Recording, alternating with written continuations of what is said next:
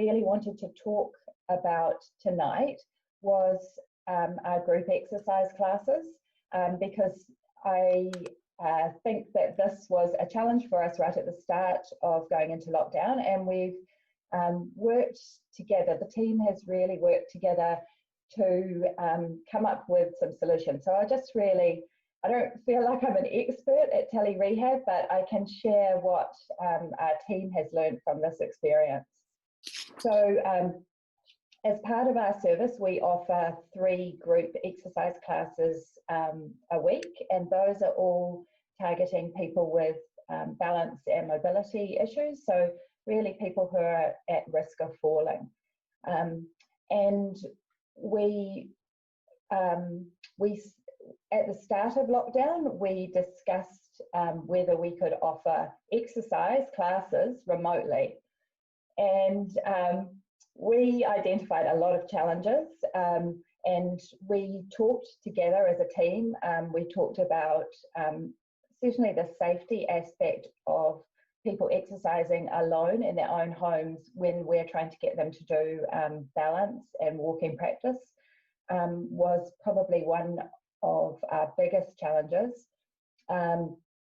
Of course, equipment in the home environment was also limited because we went into lockdown so quickly. We didn't really have much of a time to get people set up for home, and because we were actually decided to do the classes after lockdown started, we had no way of getting equipment to people. We talked also about technology. We were worried that many of our clients that come to our classes are older adults, and so we were worried that they wouldn't be able to access some of the platforms that we were using. And we also talked about the physical setup. How do we make the physical setup safe for people?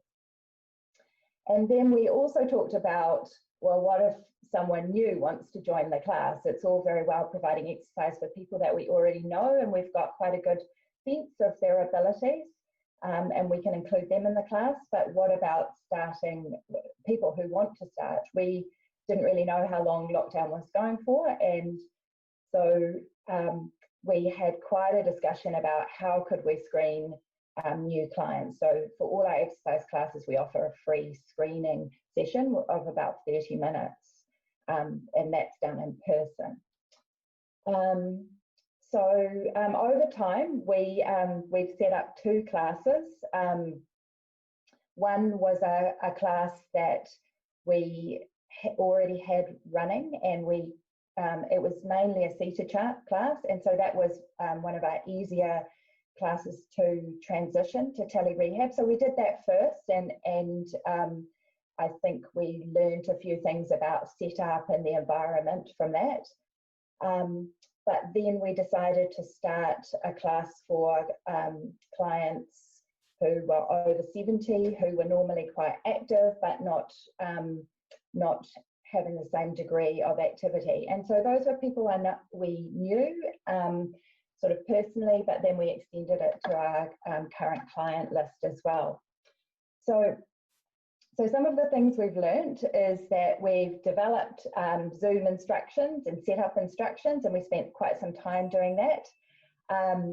Optimal setup was just having a device on the floor. It seems really counterintuitive, but that allowed us to see people. We often needed a familiarization session ahead of time and to check the setups. Zoom really has quite a few peculiarities and intricacies. We had participants who were counting or humming or even making comments like, "Is this nearly over?" So we think that it's a good idea to mute participants and to pin the physio who's leading the class so that they're always visible. Clinically, we've learned that we have developed a brief screening process, and we can do it remotely. For the exercise session itself, keeping it short and simple really works well. And we think it's quite helpful for participants to be familiar with the content. So we've sent out the content of the exercises, but not necessarily the format prior to the class. We aim to limit demonstrations from the physio and they don't change position too often so that they stay visible to clients. So just to summarise, people have been positive about the class and we're using their feedback to refine it. We're continuing to run these 2 exercise classes via telehealth.